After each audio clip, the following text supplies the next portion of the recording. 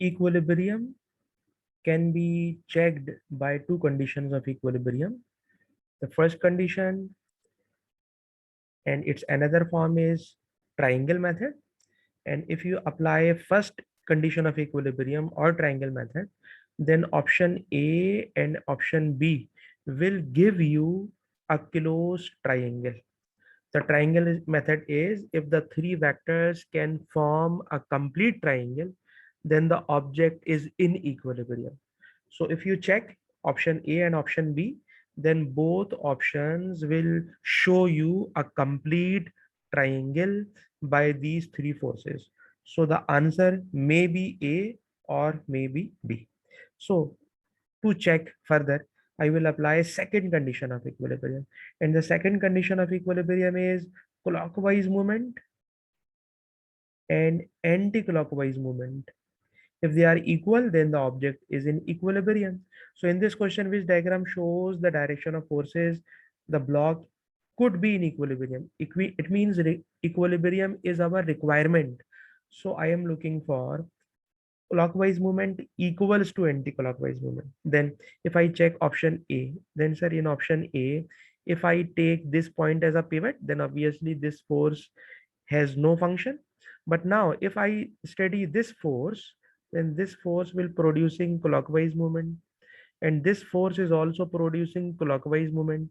And if the two forces are producing clockwise movement, it means there is no anti-clockwise movement to balance these movements. So the object A cannot be in equilibrium. But if I, okay, answer is B, but if I check this option B, then this force, if I take it point as a pivot, then obviously this force has now no function.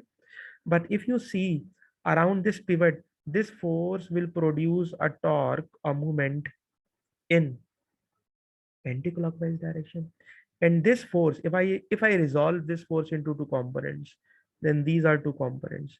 Then obviously this force has no function, but this force is producing anti-clockwise movement. It means there are two movements, clockwise and anti-clockwise, which could be produce equilibrium. So the right answer is B. And this question can be verified by triangle method.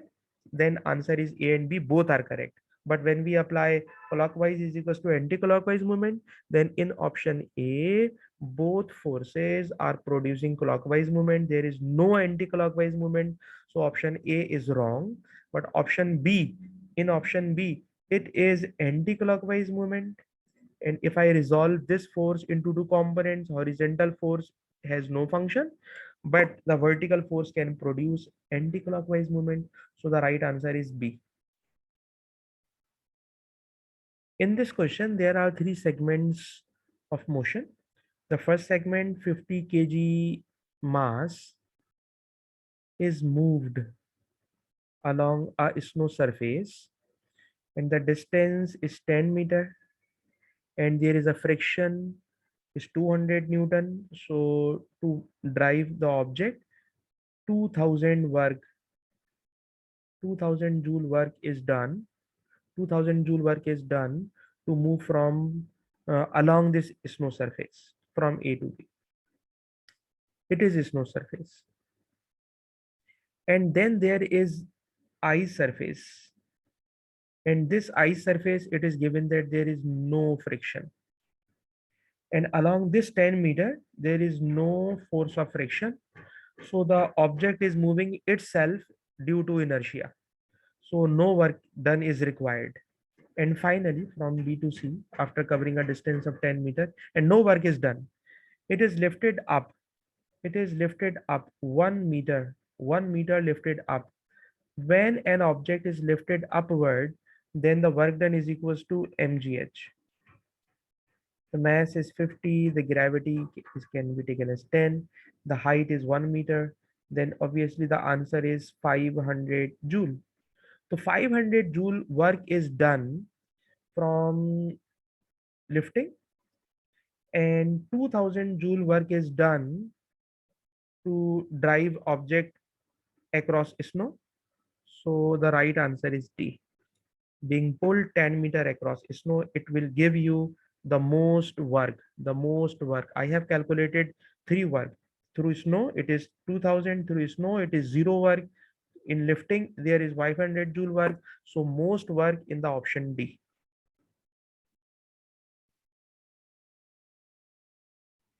In Young modulus, we have studied Young modulus is equals to stress over strain, and strain means extension per unit length, And in this question, both rods having length of 1 meter. So I can eliminate length by 1 meter. Both rods having 1 meter length. So 1 meter will have no effect. So Young modulus is equals to stress divided by extension. And I have to calculate extension. So extension is equals to stress over Young modulus. It is the formula which I am going to use. Okay. And the question is, there are 2 rods. The first one is of glass rod. There is a second one is nylon rod, and both rods are being extended. And their total extension in glass rod plus extension in nylon rod, the total extension is 3 millimeter. Total extension of both rods is 3 millimeter. And if I replace extension of glass by stress divided by Young modulus of glass, and Young modulus of glass is given 40 gigapascal plus same stress on the nylon rod. It is a composite rod, and its Young modulus is 2 gigapascal. And now the equation is very simple, and you can easily calculate stress, and stress will be answer B. So the equation I have prepared, and you can solve it. Now, in this question, option A and option C both are sensible in this way. Okay, if you change this variable resistance, then obviously its resistance will change, its PD will change. And when its PD will change, it is connected with a lamp, then obviously the PD across the lamp will be changed because they are connected in parallel, and in parallel combination, PD remains same for the both.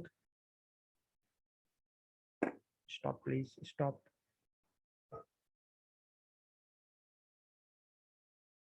Sorry, I confused in option A. In option A, consider here is a voltage of 50 volt.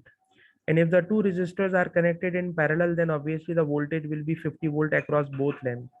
If you change its resistance, increase or decrease, then its PD will not change.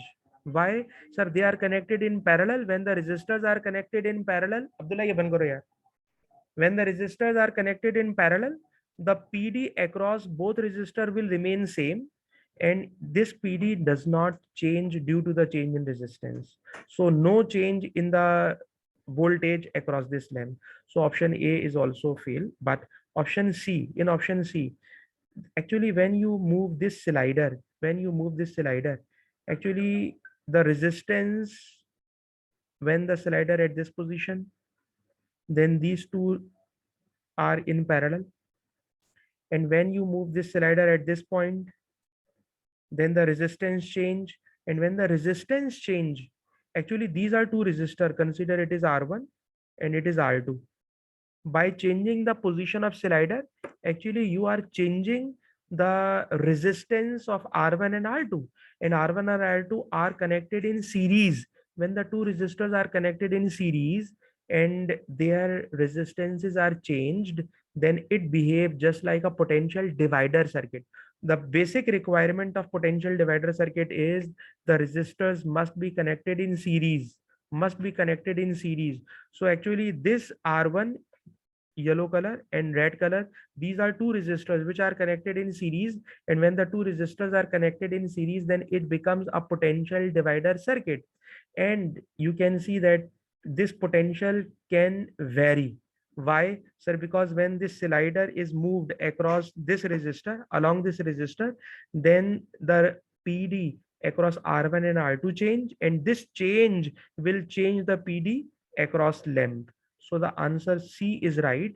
And in answer A, when you change the resistance of variable resistor, it will have no change in the PD of length. Why? Because sir, when the two resistors are connected in parallel, number one, it is not a potential divider circuit. For potential divider circuit, the two resistances must be connected in series. And for the requirement of the question, the answer C is right.